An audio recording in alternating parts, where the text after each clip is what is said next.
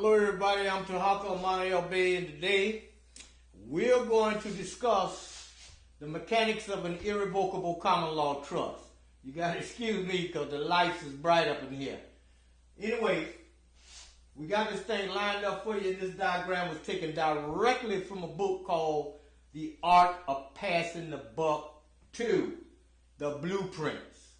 We have the grantor, we got your trustee 1, trustee 2, we got your trust protector, we got your executive secretary, trust manager, and the beneficiaries.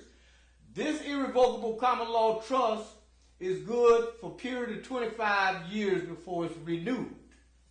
The most important part about setting up any kind of trust, and there are beneficiaries involved, that we want to make sure that the beneficiaries sit at the feet of the people that are functioning in this particular capacity. The trust manager oversees all of the actions of everybody inside this particular trust. The trustee 1, trustee 2, their duties are to provide revenue for the trust. And keep in mind, what makes this trust so powerful, it is private, it is common law. This is an irrevocable common law trust. This information was taken from these two books, The Art of Passing the Buck 1 and The Art of Passing the Buck 2. They're very expensive books, however, but it's vital if you plan on functioning in this particular private trust, and we do advise that. In fact, this is the only trust that I recommend. An irrevocable common law trust. The trust secretary does not go in the courtroom trying to tell you or tell anybody else about how this trust functions or what's in this trust. The trust is private. You don't go anywhere registering this particular trust. We just want to give you a brief synopsis because we got the other information that we want to bring in involving this particular subject. And we're starting off with an introduction to common law and an irrevocable common law trust. Now, in a revocable common law trust, the beneficiaries have some say-so, but in an irrevocable common law trust, they do not.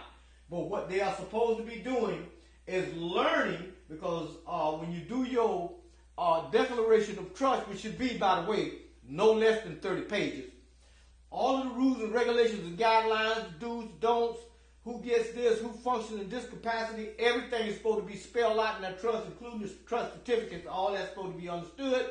You can get that information from these books, The Art of Passing the Buck, okay? Now, we're going to break, and we're going to provide you with some more vital information involving common law and trust, okay? So y'all stay tuned through this video, and then we will be back, okay? Y'all hold on a minute.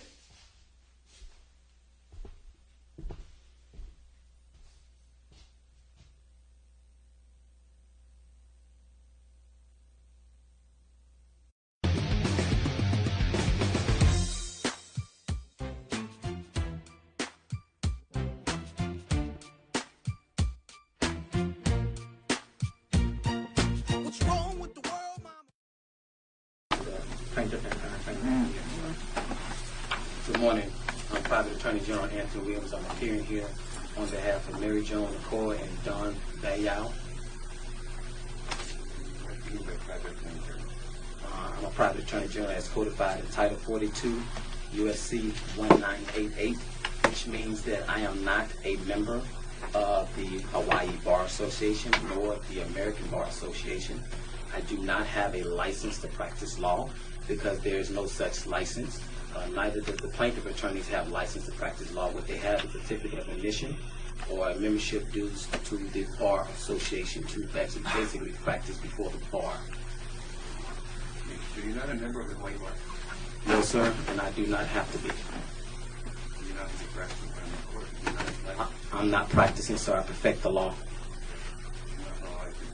It's not up to you to allow it, sir. The Supreme Court case, NAACP versus Button, also Schwer versus Board of Examiners, also Aaron versus Sims give me the right to litigate on behalf of citizens in any courtroom in the United States of America.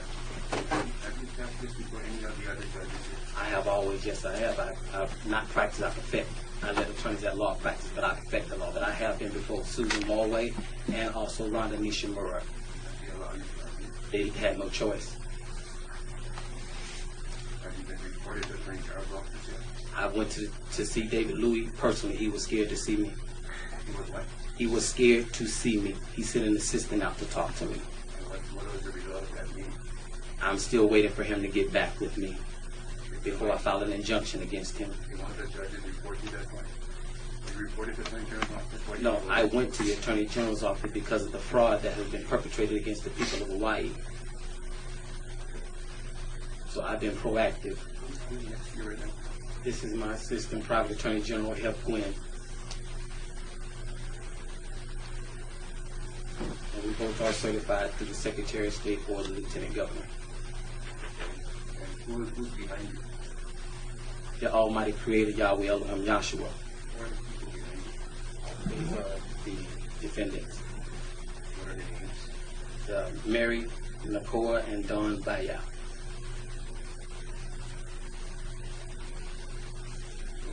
Anything you want to say? Your Honor, issues raised in the comment here, I think that's really question the assignment from the recommendation for the Supreme Court of New York County. That's an issue that has been repeatedly heard in this court. That's an issue that's been raised in the case of trial.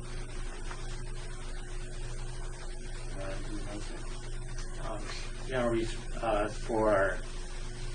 for admission motion to dismiss, we received an opposition. I believe in this case, only one particular court allowed to speak on behalf of the defendants or the defendants and so forth, attorneys. Objection. That's my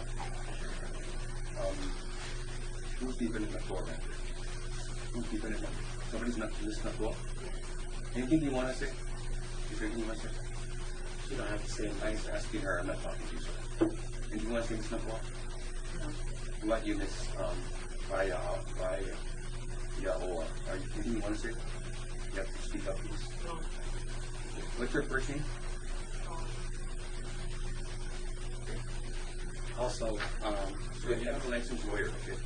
I don't have to be sir. What we're doing, we're actually directly challenging the jurisdiction of the court and establishing common law jurisdiction. Also, I would like to say before any proceedings can proceed in this court again, I need those flags taken down with the gold fringes on them because that's an admiralty flag, that's a military flag, that's not a courtroom flag.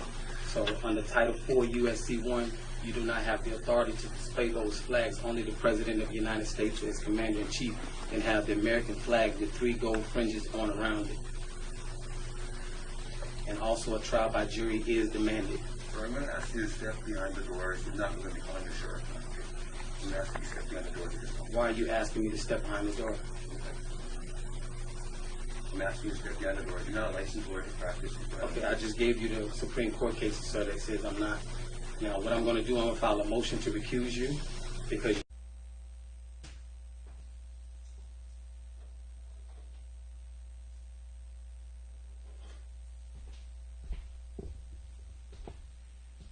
Okay, everybody, we're back. Now, I hope you all got some learning and some understanding out of the information involving the Federal Reserve Bank. And it's very important because the more we know about the common law and the more we know about private versus public, the greater our understanding and the greater that we can function in an irrevocable common law trust. Now keep in mind, and I just want you to think about this for a moment. Everybody that's involved in your trust has a birth certificate, which is a trust. Currently, most people inside the United States are operating as beneficiaries of that trust.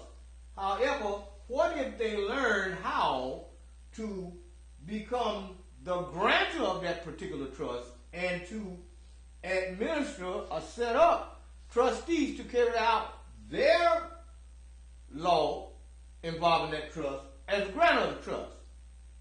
Now we got funding for a major trust. What if the NFL done it? What if the guys that sit down and refuse to acknowledge the doing the sit-in, what's his name, Kirkpatrick?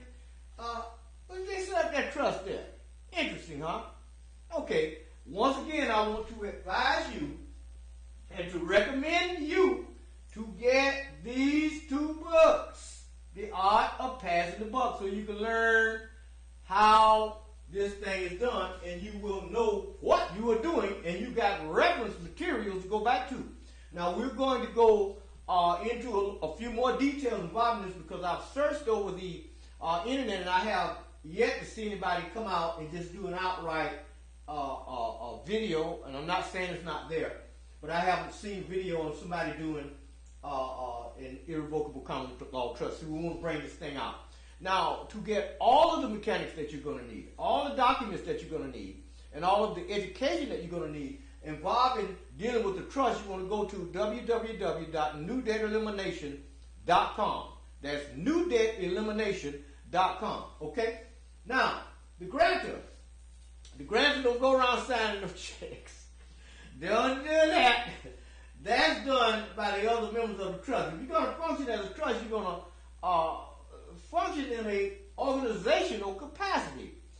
Anytime there's a dispute between trustees, the trust protector settles all disputes. When we have a vote and there's a tie, the trust protector settles the tie. Okay? When you do your declaration of trust, all of that information is supposed to be spelled out in your declaration. Who gets what happens when somebody passes on, all of that information is covered. Your insurance, everything is covered in your declaration of trust. Keep in mind, we're talking about an irrevocable common law trust. So what we're going to do now is we're going to go and absorb a little bit more information about operating in the common law and what we need to know involving common law inside the United States. Okay? So y'all hold on for a minute. We'll be right back.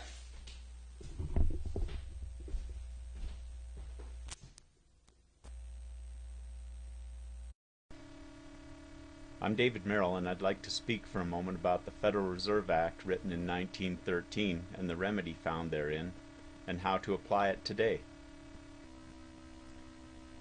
It's important to understand why remedy had to be written into the Federal Reserve Act. To look at that, we look at the description in the title. An act to provide for the establishment of Federal Reserve banks, to furnish an elastic currency, to afford means of rediscounting commercial paper, and so on. The important part for us to focus on in this short video is to furnish an elastic currency. To understand the authority behind remedy in the United States of America, we should look back to 1789, the Judiciary Act, and read, "Saving to suitors in all cases the right of a common law remedy where the common law is competent to give it." This saving to suitors clause of 1789 also allows for the exclusive original cognizance by Congress and by the United States government of all seizures on land. Therefore, Congress was required to write the remedy from elastic currency into Section 16 of the Federal Reserve Act. They shall be redeemed in gold on demand at the Treasury Department of the United States, or in gold or lawful money at any Federal Reserve Bank. However, reading Section 16 carefully, the remedy from central banking reveals that Federal Reserve notes are for reserve banks. If you have Federal Reserve notes in your wallet, in other words, you're considered a reserve bank. To restate remedy, one could quit being a reserve bank by redeeming lawful money with their Federal Reserve notes. Corporate powers are defined in the Federal Reserve Act. Upon filing of such certificate with the comptroller of the currency, as aforesaid, the said Federal Reserve Bank shall become a body corporate, and as such shall have power to have succession for a period of 20 years from its organization, unless it is sooner dissolved by an act of Congress, on and on. So do the math. From 1913 to 1933 was 20 years. All these reserve banks, people with Federal Reserve notes in their pockets, in their wallets, in their pillows, under their mattresses, whatever, in their bank accounts, they wanted to get their Federal Reserve notes redeemed in 1933 for gold or gold certificates like United States notes, lawful money, inelastic currency. Because the nature of Federal Reserve notes is elastic currency, the Federal Reserve banks had been producing far more notes than they had gold and gold certificates, redeemable in gold, to return. Franklin Delano Roosevelt, formerly governor of New York, quickly came to the bankers' rescue. He declared the bankers' holiday. To make sense of legal tender versus lawful money, one has to understand that the Constitution of the United States of America speaks about money in two distinct places. No state shall make anything but gold and silver coin a tender in payment of debts. And the other power is to Congress, to coin money, regulate the value thereof, and of foreign coin, and fix the standard of weights and measures. Considering these two clauses in the context intended by the Founding Fathers, the United States of America is not to have fiat currency, and it didn't have fiat currency between 1789 and 1861. That's when there was an extraordinary occasion, according to President Lincoln. Here's where I'm going to have to warn you that I'm skipping a lot of history about emergency in America. But on March 28, 1861, the emergency began, and it's still in place today. Parts of the emergency were ended in the late 70s, 1970s.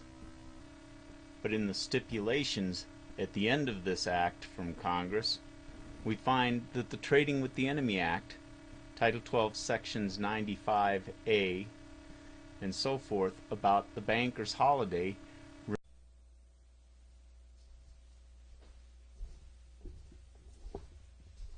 Okay, everybody, we're back, and I hope you all got something out of this last little segment that we ran for you.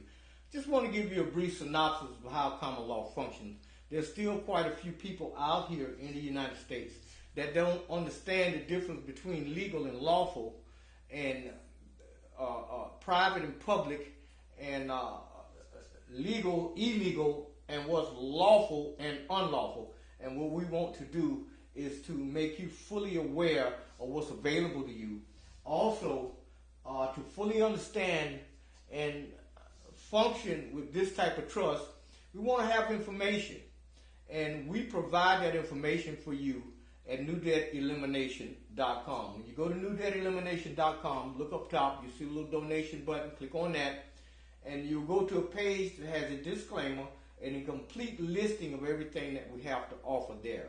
And when it comes to setting up your trust, operating in the private, learning the difference between the public and the private banking, setting up your trust, from start to finish, how to set it up from start to finish. All that's covered in our secure party and creditor package that's right there at newdebtelimination.com.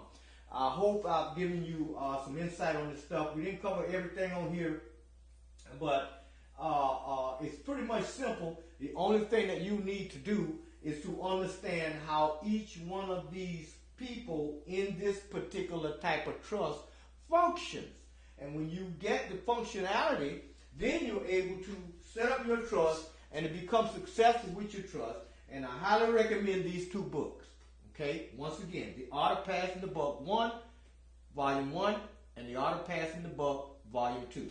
Okay, now we're going to be coming back in the future. We're going to be covering some other information, but we strictly specialize in common law and dealing with the law, because there's a difference between legal and illegal, which has absolutely nothing to do with the law, the real law. So we want to make sure that you have knowledge of everything that's available. NewDebtElimination.com. I'm Tarhaka Amaana El Bey, and until next time, y'all have a good evening.